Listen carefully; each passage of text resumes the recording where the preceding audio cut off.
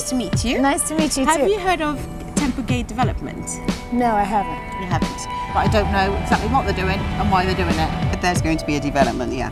Have you got enough information? I don't really know much about it. Heard of it? Any development? No, I know nothing about it.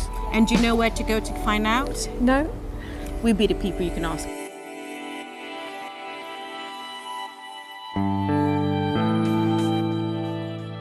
It was our group that was looking at how women are benefiting or not from any economic development in Bristol, and we realised that there's a huge project taking part happening down at Temple Meads, and it's right next to some of the most deprived areas in the city, and we didn't think women were going to get those jobs unless something happened. I was part of a group that applied for funding to do research in the area. Well, actually, to talk to women around what they might want out of the area. And interestingly, a huge proportion of them didn't know that this new quarter was developing in the city. And so just by that very conversation, it's opened up some understanding of what might be possible. I'm a member of Bristol Women's Voice, and I work with Diane closely and others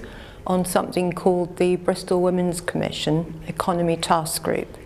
And we together came up with the plan for this project, and we put together the funding application.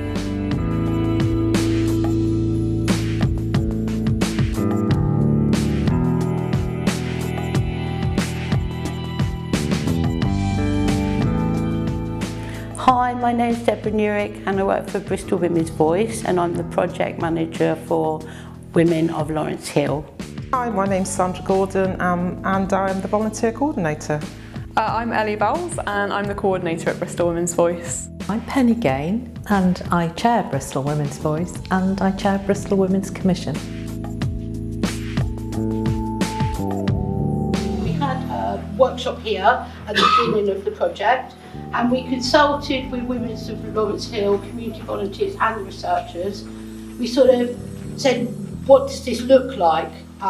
What questions are we going to ask? We started to formulate it through conversation that day. We devised from that workshop a set of 20 questions for the interviews, so they would make sense.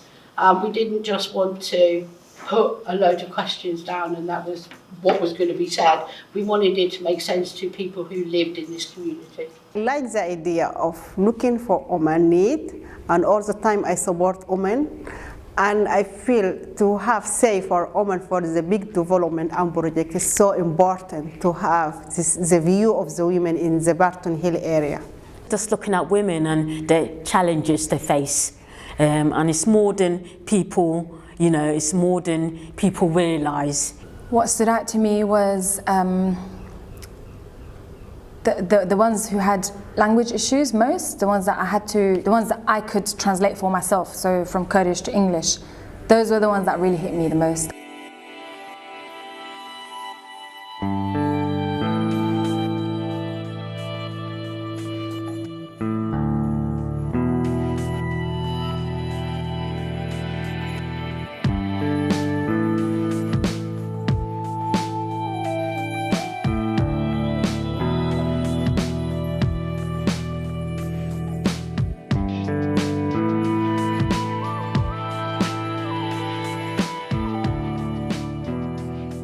To be honest, I don't think I was surprised by any of the findings, because the data tells us that, in other words, it isn't just women in Lawrence Hill that have these problems. You know, it's women have these problems. What was new was hearing it as stories from individuals. And it sort of makes it all seem a lot more real when it's a person saying, you know, I can't get to where the jobs are because the transport system is awful. How's it going? It's okay.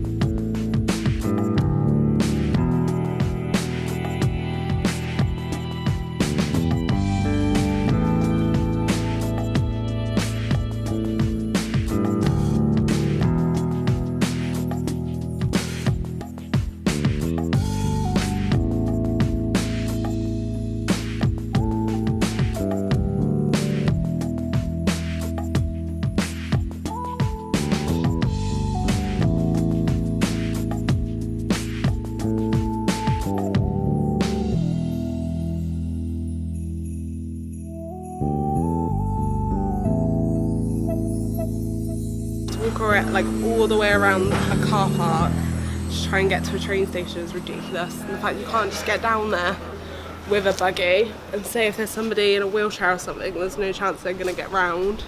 And if you're on a short amount of time space, you've missed your train. I need to be on the other side of the platform to get to Temple Meads, which means I have to walk all the way around. There's only stairs on the other side and I have no one to help me get down.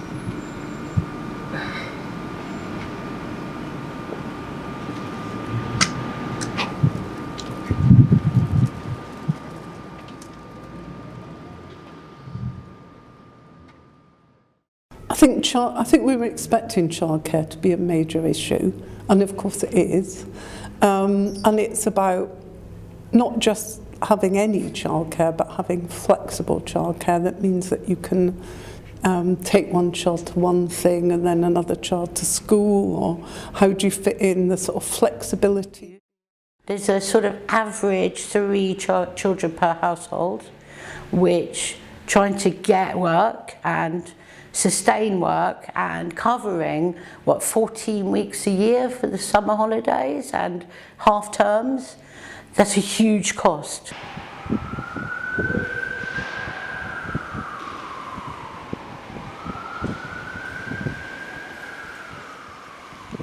There's a systematic exclusion of women from opportunity, and when those opportunities comes from equality in those opportunities. So we had a gender pay review done when I first came in, gender and race pay gap, and yeah, pound for pound, skill for skill, hour for hour, women are paid less, you know, and we know that there are both what you call glass ceilings and sticky floors.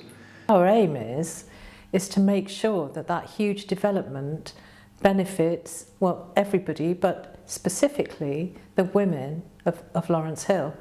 And that's why we've been involved in this research, and that's why we're in contact now with some of those developers. I think it would be great if once those findings are collated, they were taken forward by the Women's Commission and Bristol Women's Voice, and we will continue to hold on to those and ensure that as the development is built, we are watching what's going on, we're making connections with people, and we're trying to make some of those changes that women have said that they want. The powers that be, the council, the developers, and the people that get involved in long-term planning and strategy for the city will take those results into consideration. And more importantly, they will do something about it, because you wouldn't want the reports and all this hard work to be not utilised, not taken on board, women's voice is not heard. So the hope is that they will look at those recommendations. There will be, because it's a long-term project, so there's still a lot of work that needs to be done in terms of turning some of the recommendations into reality. So it's making sure that happens, that, like I said, they're taking all those points into consideration and actually doing them. So at the end of the project, I felt relieved that I was able to reach out to so many women and diverse group of women. I felt very relieved, but I still carry with me a burden of all their needs, all their problems, and is this project going to be taken seriously enough by the council, by whoever lets us continue with it and take it further? Are they going to take it seriously to help these women?